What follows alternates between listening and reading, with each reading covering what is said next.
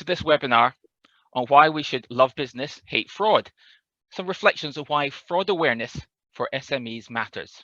My name is Alan Bryce. I'm the Business Fraud Campaign Manager here at the Fraud Advisory Panel. I'm the chair for today's webinar, and I'll also be one of the panel members discussing these issues. This webinar is presented as part of our national campaign to raise awareness of fraud and cybercrime against UK businesses, especially the small ones, called Love Business, Hate Fraud. We encourage you to share this webinar and any of our other resources with your colleagues. So let's get started then. Hey, our first panel member is Hannah Roden from Barclays Bank. Barclays are sponsors of the Love Business, Hate Fraud campaign. Hannah is a fraud education manager at Barclays with over 8 years experience, including corporate membership, management, and hosting fraud training. She currently supports the creation and delivery of fraud education awareness resources for Barclays international clients and colleagues, covering a range of specialities from corporate, private, and investment banking to card payment and merchant services. Our second panel member is Christina Grinkina from the Federation of Small Businesses, the FSB, one of our initial supporters for the Love Business, Hate Fraud campaign. Christina is a policy advisor on business crime, including fraud and cybercrime at the FSB. Aside from business crime, she also works on a number of other policy areas, including regulation, dispute resolution, and insurance. So, in terms of taking forward our discussion, I thought it'd be useful to give a brief overview of what the Love Business Hate Fraud campaign itself entails. And then from there, we can discuss about why the campaign itself we feel was required, when the style and approach and the content, indeed, of the campaign itself, and then thinking to the future, especially for SMEs, where the risks lie, and indeed what needs to be done to help them. So, Love Business, Hate Fraud. The Love Business, Hate Fraud campaign was launched in June 2022. Its focus was to raise fraud awareness and cybercrime awareness for business community, but especially small businesses. It's a safe space, as it were, for SMEs in particular, and other small organizations, as I'll explain later. But for SMEs in particular, to discuss the issues around fraud and cybercrime, the threats they face, to share good practice, to identify what needs to be done and what can be done very quickly to address those issues, and the sort of simple and basic steps that certainly should be taken by all SMEs to make themselves more resilient to fraud and cybercrime. We broke the campaign, Love Business, Hate Fraud, into 4 quarters, 4 phases. The first phase was around the issue of, well, as a fraud expert would probably call it procurement fraud. I don't like the term procurement, so we called it buying goods and services safely. Then we looked at the issue of insider fraud, cyber, and then finally finished with fraud risk management, bringing everything together. Within each of these phases, within each of these quarters, there would be a short guide written by one of our partner organizations, specialists in these different areas. So a short 2-page guide, a very brief checklist for SMEs to consider the risk and ensure that they're doing the right thing. There would be a webinar for each phase. Again, just sort of bringing out and discussing in more detail what the good practice is. There would be a short 45-second top tips video, just bringing out the 3 top tips in each of those phases around what needs to be done. In addition, we created a number of different animation videos. So, for example, we launched the campaign with an animation video, again, only a minute and a half, but talking about what is fraud in the most basic of terms, and what does fraud mean in practical terms if you're an SME. We also did subsequently a couple of other areas of focus where intelligence suggested that these risks were becoming far greater for SMEs at certain times throughout the year. So one of those was around phishing, and the other one was around card not present fraud, or as we called it at the time, selling goods and services safely. We also had a series of myths or myth busting that we put on our website. And again, all of this is hosted on the Love Business Hate Fraud website, all of it freely available. We also created something called the Business Fraud Watch Network, So we bring together police, law enforcement, obviously representatives from business community, and any other sectors who were willing to share both hard and soft intelligence about the fraud and cyber threats that they were facing. And at the end of that, we put a short summary every 6 weeks, publicly available, as all of this is free and publicly available on the Love Business Hate Fraud website, just saying what these risks are and encouraging the organizations concerned to think about them, and particularly in the context of SMEs, and what guidance and support is out there to assist particularly small organizations. We also undertook some research to launch the campaign, and we'll be following up on that research as we speak right now in terms of the impact that has had. So again, all these findings from that research will be publicly available on the Love Business Hate Fraud website, and the website will continue to run as will aspects of the support that Love Business Hate Fraud provides going forward on behalf of the Fraud Advisory Panel and our partner organizations. If you are running any fraud awareness campaign, of course, social media is incredibly important, and social media was a large part of our campaign. So a lot of messaging out there on social media.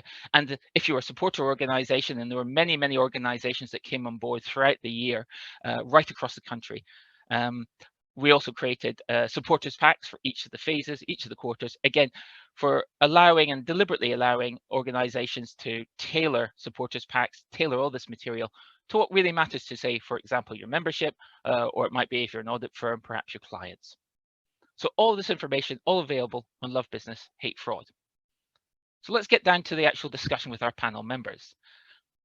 So why do we think, if I ask Christina and Hannah in turn, why do we think actually Love Business Hate Fraud, perhaps that campaign was required, particularly when we think about where we were late 2021, early 22? So Christina, if I can come to you first.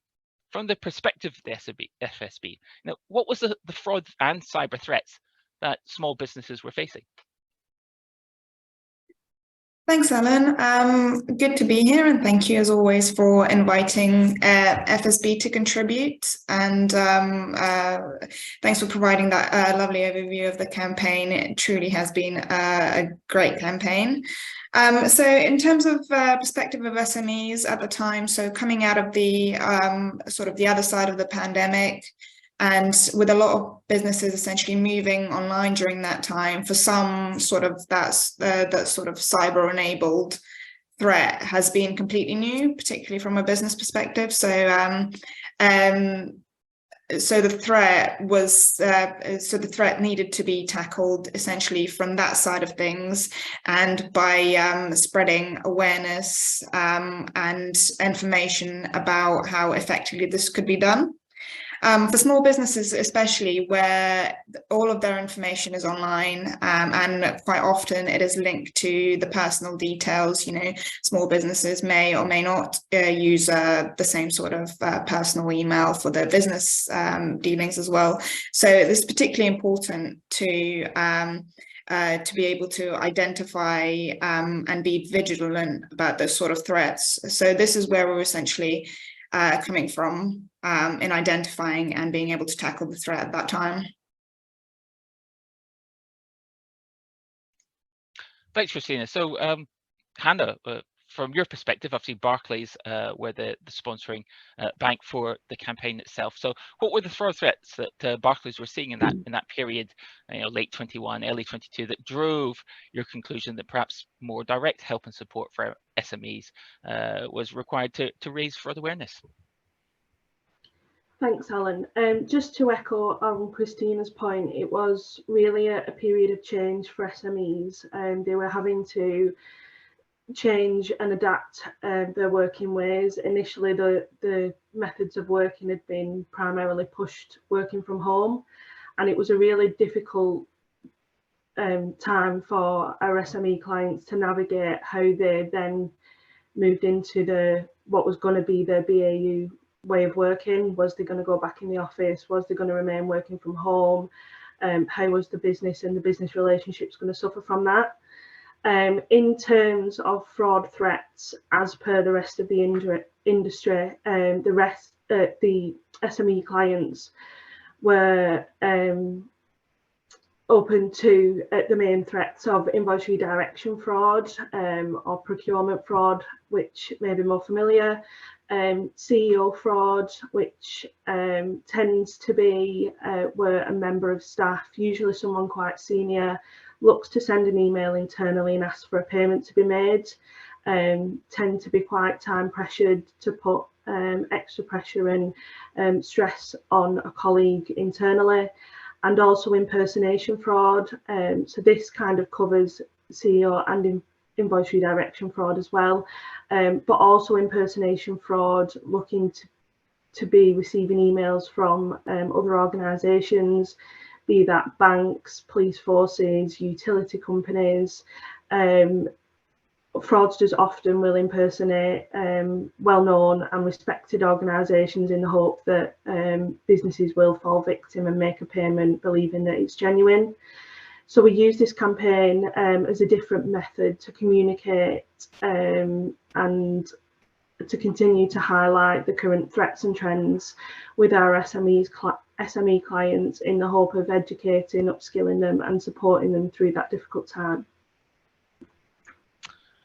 Thanks, Anna. I mean, just to echo the comments both made around that sort of changing environment that we were facing, the fraud risk clearly changing in relation to that.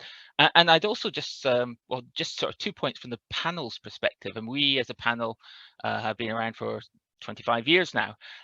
We've got a great deal of research and so much of our focus, and we've raised concerns time and again, that SMEs in particular just do not get necessarily the amount of support in relation to tackling fraud and cybercrime, that the level of risk and the value of SMEs to the UK economy that they deserve. And I think we can always say, of course, that fraud is the #1 crime in the country, more than, if you look at the old British Crime Survey as was, the ONS survey, more than 40% of all crime now is fraud, and yet as the government have announced quite recently, less than 1% of police resources is dedicated to fraud, and so much of that then goes, rightly in some ways, but perhaps there's more of a balance needed to, say, the consumer. A lot of guidance and support and campaigns are focused around that. But who's helping the small businesses? And I think this is an issue that the panel has always been concerned around. Big business obviously have the resources to do much more around this, but really in terms of the importance of the small business community to the wider UK economy and everything that provides, we've always felt and campaigned that SMEs more needs to be done. So, which is why when this campaign, the opportunity to come along and work with organisations such as Barclays, with the FSB and so many other partners to help SMEs, is such a great opportunity, and something we felt at the panel was very much of its time and very much needed. And perhaps going forward as well. I just finished on that last point. I mentioned some research. We kicked off our launch last year of the Love Business Hate Fraud campaign with a piece of research, and we asked the question of small businesses, what was the most harmful, impactful crime that they deal with right now.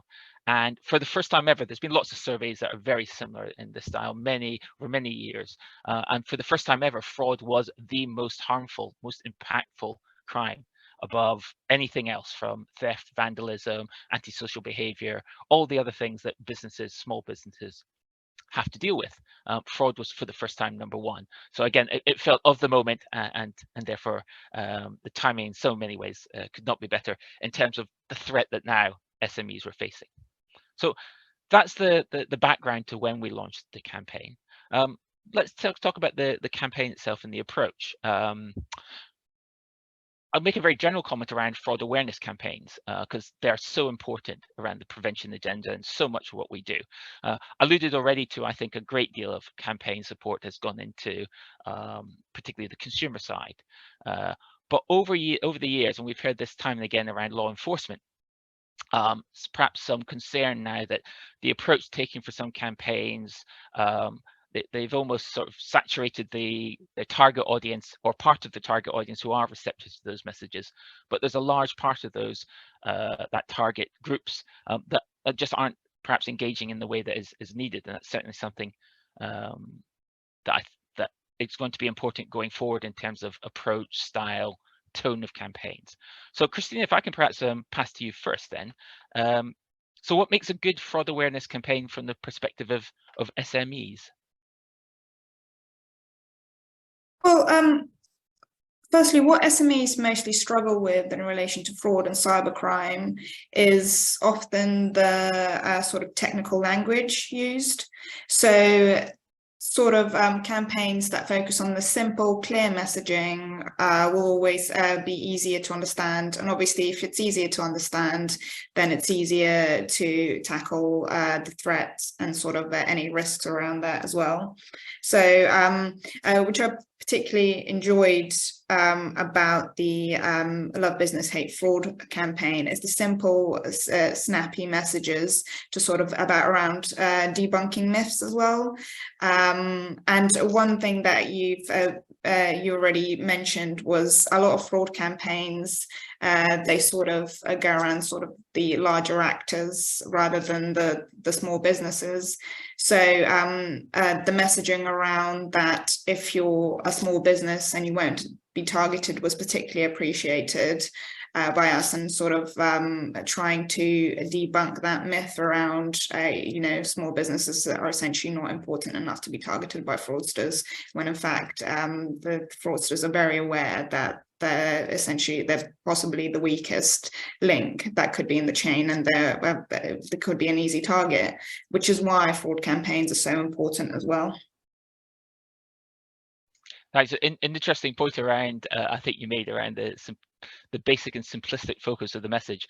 I'd certainly say from my perspective of having worked in and across many different campaigns in different sectors, I've probably spent as much time trying to come up with an agreed definition of fraud that everybody can get around, because you have so many that are very understandably perhaps focused on the legalese, terminology, or something that's specific to a profession such as accountancy profession.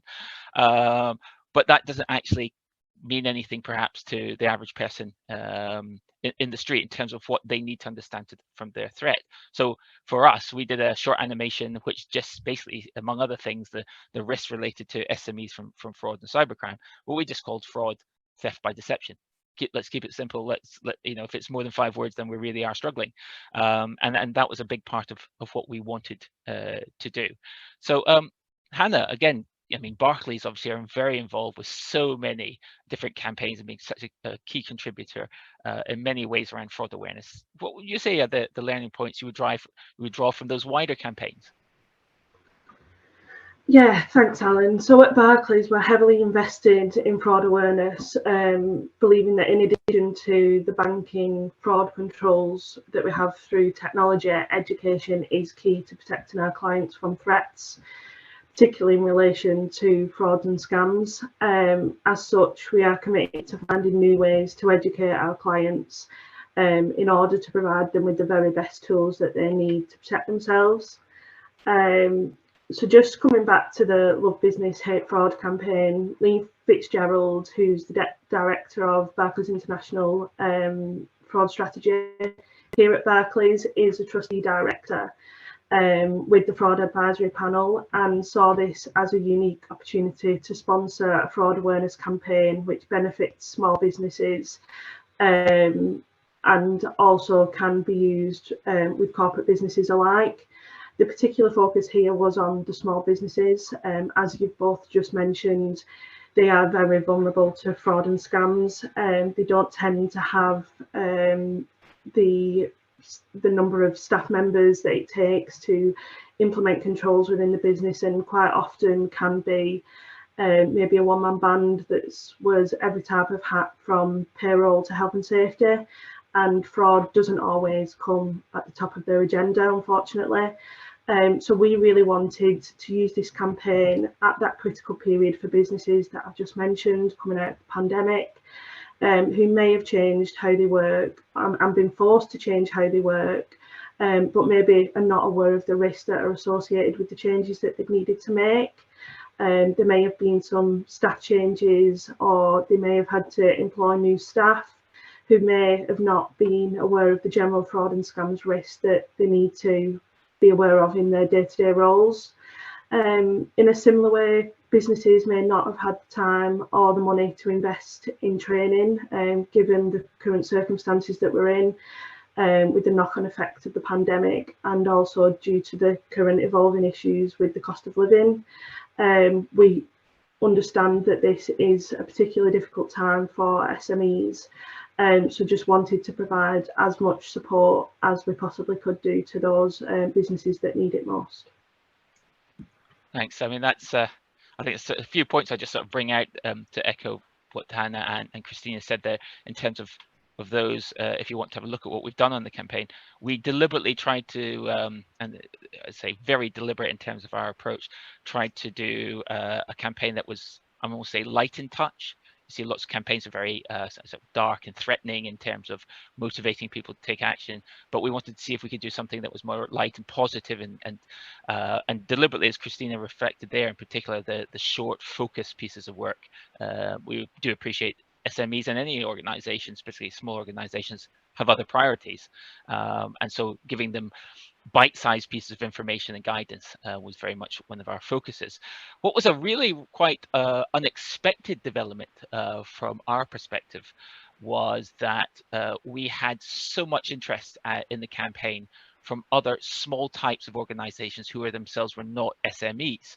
So we have a great number of charities in particular very interested in using our material and guidance, and strangely enough, schools, actually a number of schools came to us and just said, can we use this material? To which the answer is, of course, everything's free, and as long as you're doing this for the right reason, we're very happy to share all our material. So I think there's for me, I was starting to pick up a point around small organizations more generally, not just MEs. Certainly, I think there's perhaps more that the wider counter-fraud community and government can do to help other small organizations. And charities and schools are just two of the ones that particularly come to mind because we've had so much engagement with them around this. The other thing that I thought was quite interesting from my perspective, I just reflect on, was the number of professional bodies, organizations who just like to keep fraud and cybercrime as separate issues. And actually cyber and fraud cross over so much now that, you know, perhaps it's useful for the police to have different categories between fraud and cybercrime. But for our messaging purposes and going forward, I felt that was a real lesson for me, is that actually they cross over so much that we really don't need necessarily for most people to separate those out. I think that gives you a flavor of what the campaign was like. Perhaps then if we can look to the future now. Clearly, this part of Love Business Hate Fraud campaign is a one-year campaign. Certainly the panel going forward will be looking to do and undertake activities to support SMEs, as I'm sure the respective organizations on this call will be doing as well. But where are the threats then coming? So perhaps again, Christine, if I could come to you first, you know, what are the main concerns about fraud that you're now hearing from, you know, the FSB membership, and perhaps any of your own research and what you're seeing as the threats to SMEs going forward? Yeah, well, interestingly, with fraud, the sort of urgency when fraudsters essentially target victims, the sense of sort of urgency and the sort of the methods and the sort of essence of the way that they target small businesses has not really changed. It's what changes is they tweak their methods according to the current affairs. So, for example, I know during the pandemic we saw the COVID relief scams and the energy relief scams and all sorts of, you know, they tailor it to current affairs. And at the moment, we're essentially hearing the same things, that it will always be an urgent message. You know, you need to make an urgent payment. You need to, you know, urgently review those documents, open that file, that kind of thing. So those things have not changed, but essentially they just tend to tweak it.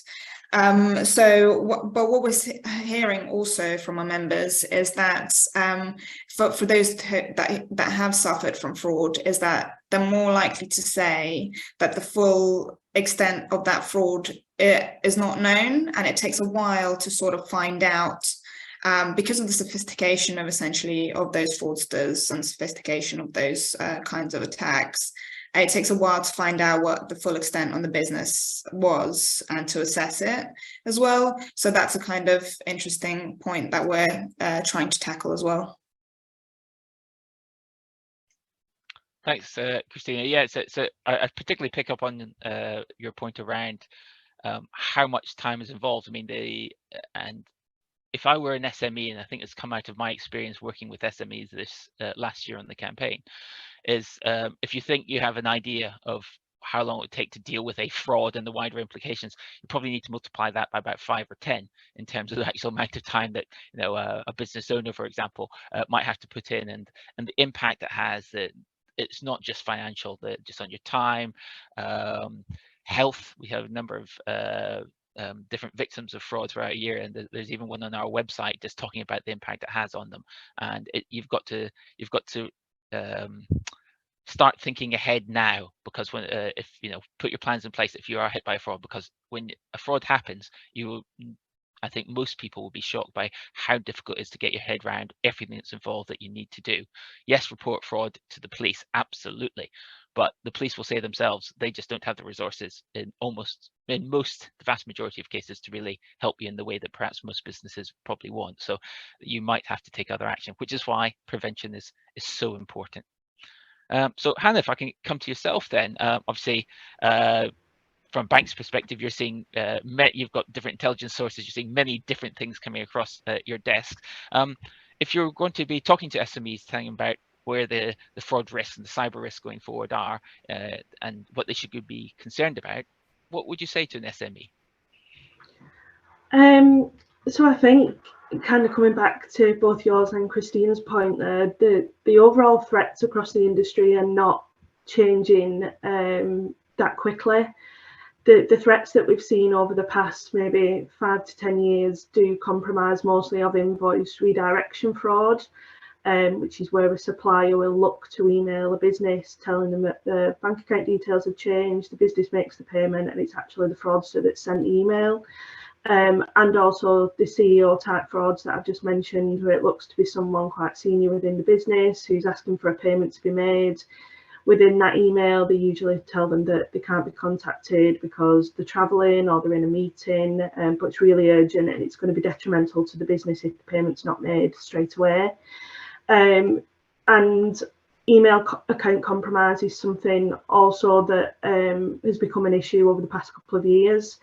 So this could be your suppliers or even your email account that's been compromised, and fraudsters will basically sit in your email account until they see an opportunity to attack.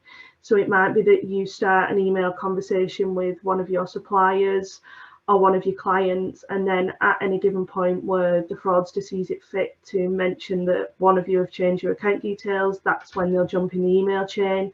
And those ones can be really difficult for businesses, firstly to spot, because the email chain may have been ongoing for months and months and months, and they might feel that they know that individual quite well, but also to deal with, to understand how long that fraudster has potentially been reading their whole email account, what other information they've managed to gain, if they've intercepted any other email chains. And this can lead to, as you've said, the time that it takes to unravel the whole situation of what's been going on, how long it's been going on. Payments may have been made 2 and 3 weeks ago, and the genuine supplier might just not got round to chasing that. So you may have made a fraudulent payment maybe 2 or 3 weeks ago, and it takes that time to identify that it was actually a fraudulent payment, and by that point the money has normally been moved on by the fraudster. Fraudsters are very quick to evolve their attempts, so although we're still seeing the same kind of trends, they will pick up on things that are topical within the media, wider economical issues such as energy prices, government grants, other impacts to businesses that are ongoing and mentioned in the media. And that is basically just to make themselves more credible and to instill that instinct within us to think, oh yeah, I know what they're talking about, I've heard about this in the media, this must be genuine. So it's super important that businesses enforce strong controls on payments and always stick to them. Fraudsters are also very good at knowing when our high pressure times of the day or week or month are, so month end, Friday afternoons, Monday mornings, when we're less likely to have the time to sit and think about things rationally, and maybe just in a bit of a rush to get things sent on and issued and paid, and just to crack on with the rest of the week or the month. So it's really important that you do always insist on verbal checks with a trusted contact to ensure that email or phone calls received are genuine before hitting that pay button. And dual authentication on payments or multi-factor authentication on login accounts, for example, really does add that extra barrier when it comes to making payments or email account compromise. Adding that extra layer of security so that if one person forgets to make that essential check or doesn't quite get round to it, the other person can either prompt that check or carry out the check themselves. Fraudsters will always play on the fact that businesses are under pressure. They know that, and they will take full advantage of it, and that they're also always trying to preserve the customer and supplier relationships. No business wants to damage the relationships unnecessarily, but taking a moment just to stop, think and be suspicious about what you're actually doing could be the difference between stopping a scam or even a business going under. Some of the amounts that we see impacting our SME clients really are heartbreaking. They don't tend to have the backup funds just to pick up and carry on, and the impacts can be devastating, as we've heard throughout the campaign. So it really is something to talk about with your colleagues, ensure that you're up to date, and even if it is just watching a 2-minute video and sharing it around the office, just getting a bit of conversation going, trying to educate your workforce and making them feel comfortable that it's okay to raise concerns, that they're not under pressure just to make a payment. If they're not comfortable with something, that it is okay for them to speak out, and they will be supported and not punished for maybe delaying a payment by a day or two. So again, I'd encourage you to take advantage of the amazing resources that have been produced throughout the campaign, and use them to support not only yourselves but your wider workforce as well. Great, thank you. So I think it's really a couple of, for any organization, but SMEs obviously in particular, create a culture in which people can talk about fraud openly. I think that is so important in terms of long-term prevention, and also be very wary of topical issues, because the fraudsters are certainly exploiting them using approaches that are current, but obviously just tailoring and tinkering, as Christina was saying, around what those emerging threats are. So in concluding this webinar, I'd just like to thank our panel members, Christina and Hannah, and thank you for listening. This webinar is available on demand from our website.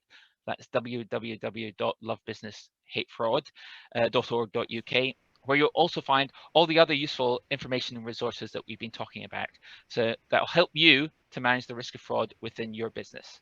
So thank you and goodbye.